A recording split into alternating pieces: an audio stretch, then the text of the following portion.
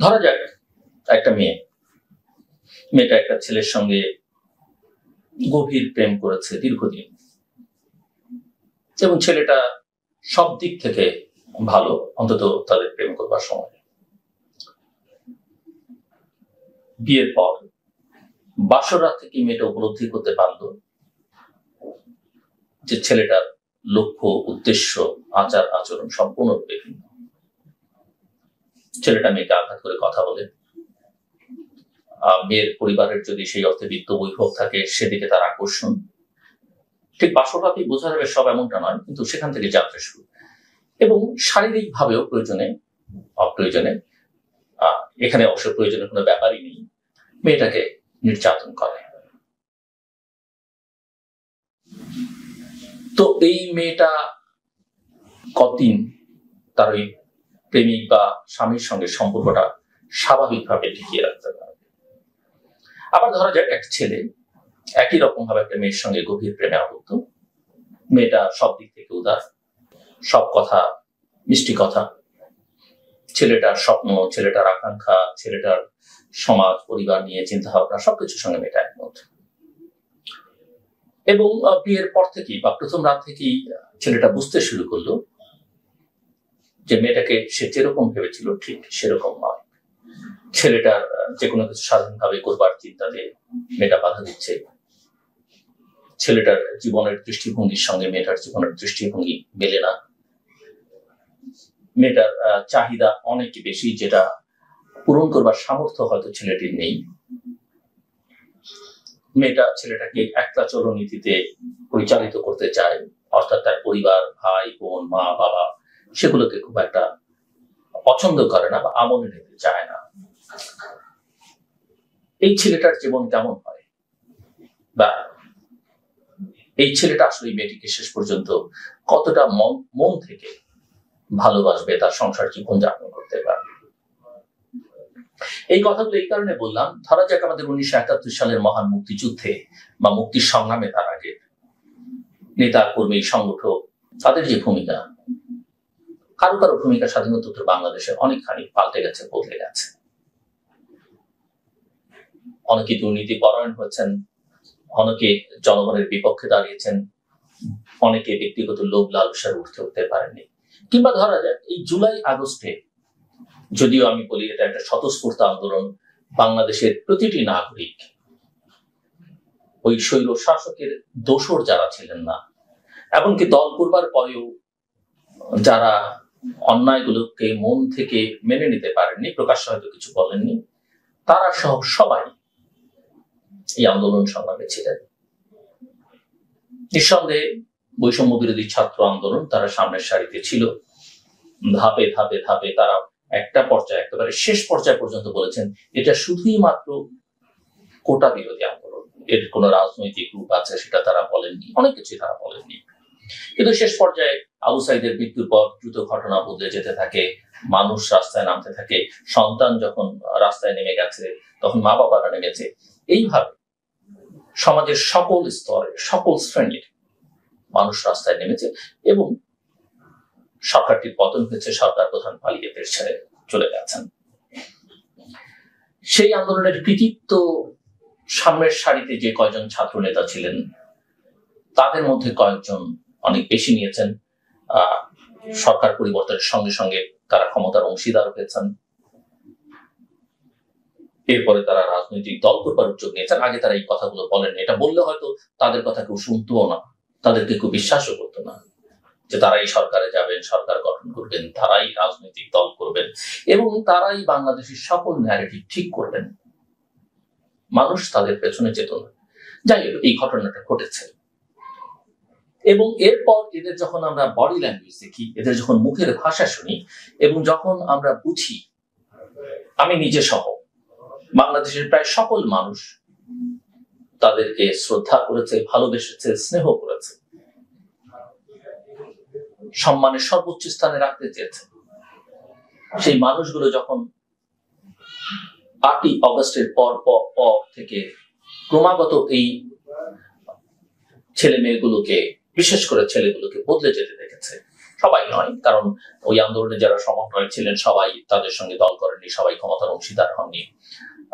বিশ্ববিদ্যালয়, কলেজ, মাদ্রাসা, স্কুলের ছাত্রছাত্রীরা তাদের শিক্ষাঙ্গনে ফেরত গেছে, এবং এই রাজনৈতিক দল গঠন করবার সময় যারা সামনের সারিতে ছিলেন সবাই একমত হননি, এবং যারা রাজনৈতিক দলে ঢুকেছেন তাদের অনেকে আবার দল ছেড়ে চলেও যাচ্ছেন। যেমন একটা বড় উদাহরণ, সবাই আমরা তার নাম জানি, উমামা ফাতেমার কথা আমরা বলতে পারি।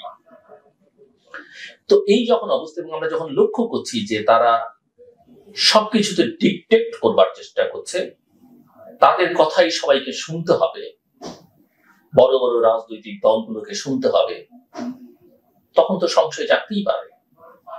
শুধু তাই নয়, তাদের কথার সঙ্গে আমি আপনি পছন্দ করি না এমন অনেক রাজনৈতিক দলের তাদের সঙ্গে সম্পর্ক সংস্রব মিলে যায়, তখন তো আমাকে আটকে উঠতে হয়।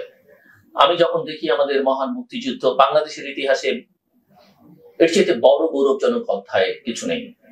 ব্যক্তিত্ব নিয়ে নানা রকমের প্রশ্ন থাকতে পারে, কেউ কেউ বঙ্গবন্ধু শেখ মুজিবকে নিয়ে প্রশ্ন তোলেন, কেউ কেউ জিয়াউর রহমানকে নিয়ে প্রশ্ন তুলেছেন, অন্যান্যদেরকে নিয়ে নানাভাবে প্রশ্ন তোলা হয়েছে, এটা আমাদের বাঙালি সংস্কৃতির মধ্যে আছে। কিন্তু আমি মনে করি তাদের প্রত্যেককে সম্মান জানানো উচিত, শ্রদ্ধার জায়গা রাখা উচিত।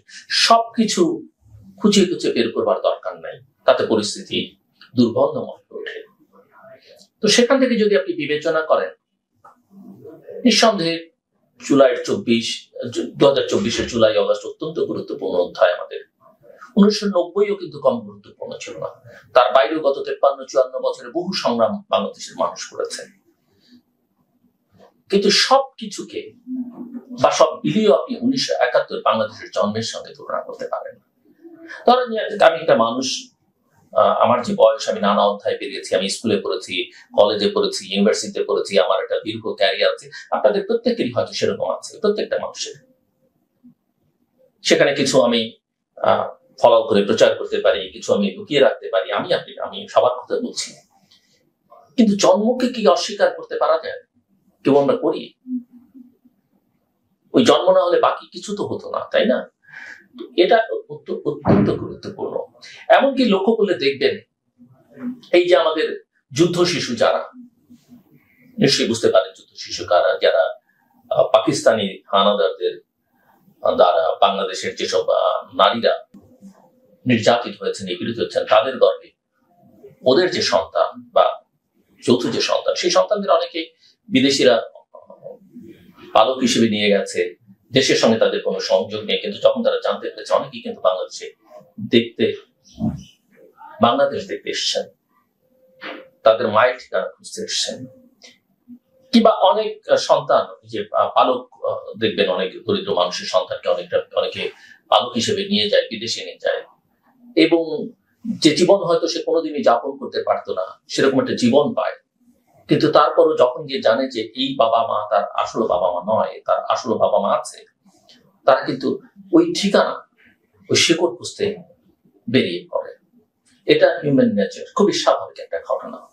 সো 71কে অস্বীকার করে ছোট করে কোনো কিছু গ্রহণযোগ্য নয়। অনেকে 47 টানেন, 47 না বুঝলে 71 গ্রহণযোগ্য নয়। এই 47 বোঝাটা, 47 নিশ্চয়ই ইতিহাসের 47 কেন, আপনি আমার হাজার বছরের ইতিহাস আমি চর্চা করতে পারি, কিন্তু 47 টেনে এর মধ্যে যে ইডিওলজিক্যাল দিকটাকে প্রধান করে তুলবার চেষ্টা, সেটা একটা ভ্রান্ত চেষ্টা অথবা উদ্দেশ্য প্রণোদিত চেষ্টা। আমরা আমাদের বাপ দাদার ইতিহাস জানি, কিন্তু কত পেছনের ইতিহাস আমরা জানি, কত পেছনের ইতিহাস আমরা ঘাটতে চাই, বা তাদের দায়, তাদের লিগেসি আমরা কতটা আসলে বহন করি, বাবা মারটা করি, তারপরে কতটা করি, তার পেছনে কতটা করি, এগুলো অত্যন্ত গুরুত্বপূর্ণ। এই যে কথাগুলো আমি বলছি, এই যে জুলাই আগস্টের সেই নায়করা, মহানায়করা যে ভিলেনের আচরণ করছেন, সেটা আমাকে অ্যাকসেপ্ট করতে হবে। কেন আমাকে অ্যাকসেপ্ট করতে হবে যে একজন উপদেষ্টা সরকারের ভুল করে একটা অস্ত্র বা আধা অস্ত্র তিনি এয়ারপোর্টে নিয়ে যাবেন বিদেশ যাওয়ার সময়, এবং এইটুকু যদি কেয়ারফুল না হতে পারেন। আমি এখানে ডেইলি স্টারের অত্যন্ত সাহসী এক সাংবাদিক জাইমা ইসলাম, তার একটা ফেসবুক স্ট্যাটাস দেখলাম, সেখানে তিনি লিখছেন, আপনি যদি এখানে কেয়ারফুল না থাকতে পারেন, আপনি রাষ্ট্রের কি করবেন, রাষ্ট্রের ব্যাপারে আপনি কতখানি সতর্ক। মানে তার কথার মধ্যে কথাটা আমার যত স্মরণ হয় এরকমই। আমি কেন আপনাকে এই বিষয়ে বিশ্বাস করবো? শেখ হাসিনার সরকার দুর্নীতিবাজ, বিদেশে টাকা পাচার করেছে, সব সত্যি। আপনাদের সম্পর্কে যখন দুর্নীতির কথা শুনি, আপনাদের এপিএসরা যখন দুর্নীতি করে, কিংবা আপনাদের প্রমোশন বাণিজ্য, বদলি বাণিজ্য, টেন্ডার বাণিজ্যের কথা আমরা শুনি নানান উপদেষ্টা, বা আপনাদের এই যে তারুণ্যের দল বলে আপনাদের যেই সহকর্মীদের, নারী সহকর্মীদের প্রতি আপনাদের যে আচরণ, সেগুলোর কথা শুনি। তো আপনাদের কোন ভবিষ্যৎ আমাদের দেখাবেন, আর সেটার উপরে আমাকে নির্ভর করতে হবে। আপনারা সকল রাজনৈতিক দলকে অস্বীকার করবেন, এটা হচ্ছে একটা দিক। আরেকটা দিক হচ্ছে, দেখবেন এই যে জুলাই মাস শুরু হলো, এখন নতুন নতুন বয়ান, এই বয়ান আমরা আগেও শুনেছি নানান জনের কাছ থেকে, আমি নাম মেনশন করতে চাই না। এই যে এখন জুলাই ঘোষণায় কি থাকবে, আমি আপনাদের স্মরণ থাকবার কথা, এটা আগেও বলেছি। বিএনপি যে 13ই জুনের ট্র্যাপে পড়েছে, আমার ধারণা যে বিএনপির অনেক নেতাকে দেখে আমরা তারা আকাশে ভাসছেন, তারা হয়তো, আমি বলেছি জুলাই সনদ, জাতীয় সনদে যা আসবে সবই হয়তো সাইন করে দেবেন, আর দেখা যাবে পরে, আমরা সব ম্যানেজ করে ফেলবো। দিনে দিনে বোঝা যাচ্ছে যে ম্যানেজ তারা করবার জায়গায় আসলে নেই। সংশয় তাদের, একটু সুবিবেচনা যাদের আছে, একটু বোধ বুদ্ধি যেসব নেতাদের আছে, তাদের কথাবার্তা বোঝা যায় তাদের মধ্যে কিন্তু সংশয় ঢুকে ফেলেছে। যদিও আমি দেখছি অনেক গুরুত্বপূর্ণ নেতা এখন আকাশে ভাসছেন, নেতাকর্মীদের মধ্যেও তার একটা ধারণা। কিন্তু আমরা এই কথাও এখন দেখতে পাচ্ছি যে জুলাই সনদে কি কি থাকতে পারে। বিএনপির যে রাজনীতি আমরা এতদিন দেখেছি, ভবিষ্যতে যে রাজনীতি দেখতে চাই, 1971-এর মুক্তিযুদ্ধের সঙ্গে যে বিএনপির যে সম্পর্ক এবং বিএনপির প্রতিষ্ঠাতার যে সম্পর্ক, এই সব কিছুতে বিএনপি একমত হওয়া সম্ভব নয়। তারা সাইন করুক কিংবা না করুক, ভবিষ্যতে বুঝতে পারবে। যেমন আওয়ামী লীগের মতো একটা ঐতিহ্যবাহী দল, সেকুলার হিসেবে পরিচিত পলিটিক্যাল পার্টি নিজেদেরকে তারা দাবি করে, তারা কিন্তু একসময় খেলাফত মজলিসের সঙ্গে চুক্তি করেছিল 4 দফা, এবং কয়েকদিন পরে জনচাপে, অর্থাৎ সুশীল সমাজ সহ দলের ভেতরকার নানা চাপে সেই চুক্তি তারা বাতিল করতে বাধ্য হয়। তো বিএনপির ক্ষেত্রে হয়তো এগুলো আমরা দেখতে পারি। নানা পলিটিশিয়ানদের, আমার বাবা নিজে লয়ার ছিলেন, লয়ারদের তো পলিটিশিয়ানদের একই রকম অবস্থা, এবং ইকোনমিস্টদের যুক্তির কিন্তু অভাব হয় না, তারা যে কোনো সময় যে কোনো পক্ষে যুক্তি দাঁড় করতে পারে। এখানে একটা সমস্যা, ওই যে এখন দেখবেন কথা হচ্ছে ওইসব জাতীয় সঙ্গীত বদলাবার কথা, কেউ কেউ বলছেন। এখন বলা হচ্ছে প্রেসিডেন্ট, রাষ্ট্রপতি শাহাবুদ্দিন চুপ্পুকে সরিয়ে দেওয়া হবে, এবং সরিয়ে দিয়ে নতুন সরকার যেখানে বিএনপি ভাগীদার হবে, বেগম জিয়া রাষ্ট্রপতি হবেন, জামাত বিএনপির নেতারা সরকারে থাকবে, এই অন্তর্বর্তীকালীন সরকারের সকল উপদেষ্টারা সেখানে থেকে যাবেন, অপদার্থরা বা যারা কিছু করতে পারেনি তারা হয়তো তাদেরকে বের করে দেওয়া হবে। এইসব নানা কথাবার্তা শুনছি। এগুলো হচ্ছে এগুলো হচ্ছে ওই যে আমি বলি, নির্বাচন যদি 25শে ডিসেম্বরের মধ্যে না হয়, নির্বাচন হবে না, সেই নির্বাচন না করবার একটা ফোন।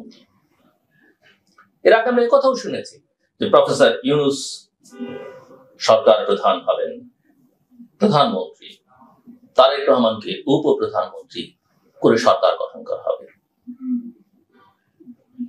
কেন বাবা তারেক রহমান উপপ্রধানমন্ত্রী হবেন, যিনি প্রধানমন্ত্রী হতে পারেন, ভোটের মাধ্যমে হতে পারবেন বলে ধারণা করা হয়?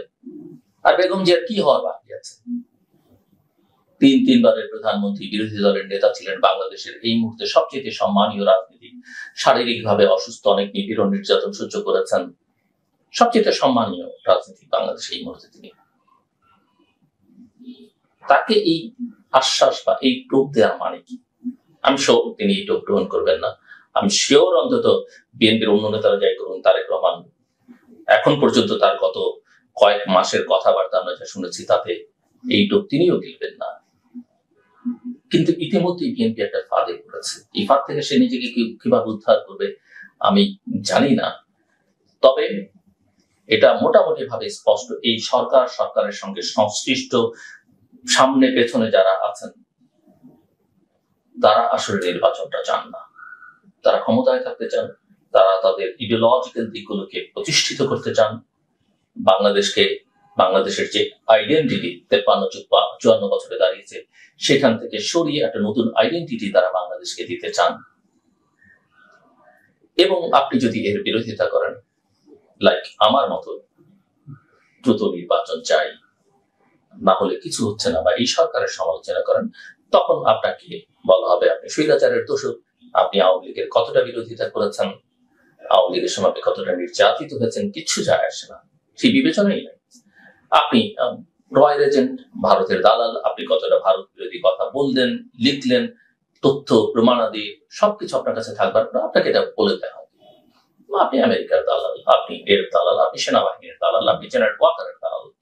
আমার বলতে দ্বিধা নেই, আমি এখনো মনে করি, বিশ্বাস করি 25শে ডিসেম্বরের মধ্যে পারলে তার আগে নির্বাচন হওয়া বাংলাদেশের জন্য কল্যাণকর। সেটা না হলে বাংলাদেশের জন্য সমূহ বিপদ। আপনি বলবেন হ্যাঁ ভাই ডিসেম্বরে হলো না, জানুয়ারিতে হলে অসুবিধা কি? এখানেও একটা রাজনীতি আছে, এখানেও একটা লড়াই আছে। আপনি যখন এই লড়াইয়ে টিকে থাকবেন না, আপনি মনস্তাত্ত্বিক ভাবে অনেক দুর্বল হয়ে যাবেন এবং অন্যরা শক্তিশালী হবে। কাজে আমি সেখানটাতে এই জিনিসটা দেখি। ইতিমধ্যেই আমরা ডিসেম্বরের নির্বাচনের যে দাবি বা ডিসেম্বরের মধ্যে সেটা অনেকখানি দুর্বল হয়ে গেছে এবং এই দুর্বলতার দায় প্রধানত বাংলাদেশ জাতীয়তাবাদী দল বিএনপি নেতৃত্বের। আমি মনে করি ডিসেম্বরের মধ্যে নির্বাচন করতে হবে, অন্যথায় আমি আগামী অনেক মাস তো বটেই, বছরও নির্বাচন দেখি না। আর সেই নির্বাচন হলেও ওটা একটা ম্যানিপুলেটেড ইলেকশন হবে। সেই ইলেকশনে বাংলাদেশের কোনো রাজনৈতিক দল, প্রতিষ্ঠিত রাজনৈতিক দলের কোনো সম্ভাবনা থাকবে না। যাদের প্রতি জনসমর্থন আছে, বাংলাদেশের অতীতের ইতিহাসে এগুলো আছে, জনসমর্থন ছাড়াও নির্বাচিত হওয়া যায়। শেখ হাসিনার সরকারের মধ্যে ভোট বা অতীতে আরো বিভিন্ন সরকারের আমলে এই ধরনের ভোট হচ্ছে, বিএনপি সময় পেয়েছে, এরশাদের সময় পেয়েছে। এই বিষয়টি অত্যন্ত গুরুত্বপূর্ণ আমি মনে করি এখনো শুভবুদ্ধি সম্পন্ন রাজনৈতিক শক্তির গোটা পরিস্থিতি বিচার বিশ্লেষণ করে প্রয়োজনীয় পদক্ষেপ গ্রহণ করা উচিত। শেষ করবার আগে বলি, এটা অত্যন্ত গুরুত্বপূর্ণ আমাদের ব্যক্তিগত পারিবারিক জীবনে। কথাটা একটু মনে হবে যে আমি এত সিরিয়াস আলোচনার মধ্যে এটা নিয়ে আসলাম। বাথরুম ব্যবহার, বাঙালি কিন্তু বাথরুম ব্যবহার করতে পারে না, কিন্তু আপনার সুস্বাস্থ্যের জন্য, হাইজিনের জন্য এটা অত্যন্ত গুরুত্বপূর্ণ। বাথরুমটাকে পরিষ্কার পরিচ্ছন্ন রাখতে হবে, শুকনো ড্রাই। অধিকাংশ সময় নানান কারণে, নানা অজুহাত, আমি সেগুলো উল্লেখ করলাম না, এটা ভেজা শ্বাসতে থাকে, এগুলো রোগ ব্যাধি ছড়ায়। দ্বিতীয়ত হচ্ছে আপনার কিচেনটাকে যতটা সম্ভব পরিষ্কার পরিচ্ছন্ন রাখা। এবং আপনি দেখবেন কোনো মানুষকে যদি, কোনো পরিবারকে যদি আপনি বুঝতে চান, তাহলে ওই পরিবারের কিচেন এবং বাথরুম যদি আপনি কোনোভাবে দেখতে পারেন, তাহলে বুঝবেন যে ওই পরিবারের স্ট্যান্ডার্ড কি। যেমন একজন ব্যক্তির আন্ডারগার্মেন্টস, অনেকে তো শার্টের নিচে থাকে বা শাড়ির নিচে থাকে, কাপড় চোপড়, এগুলো গুরুত্বপূর্ণ না, কিন্তু এগুলো হয়তো এগুলো অন্য কেউ দেখে না, কিন্তু আপনি নিজে জানেন, আপনি নিজে দেখেন। এগুলো আসলে একজন মানুষের ব্যক্তিত্ব তৈরিতে ভূমিকা রাখে। একজন মানুষকে কতটা রুচিবান সে, কতটা পরিষ্কার পরিচ্ছন্ন সে, সেটার প্রমাণ বহন করে এবং সুস্বাস্থ্যের সঙ্গে সেগুলো সম্পর্কিত। যেগুলো দেখা যায় না সেগুলো যদি মনে করি আমরা এগুলো গুরুত্বপূর্ণ নয়, তাহলে ভুল। যেমন যারা ধর্মে বিশ্বাস করেন, সৃষ্টিকর্তা বিশ্বাস করেন, তারা তো এটা বিশ্বাস করতেই হবে যে আপনি চিন্তা করছেন, অন্য কেউ দেখছে না, শুনছে না, কিন্তু সৃষ্টিকর্তা কিন্তু জানে।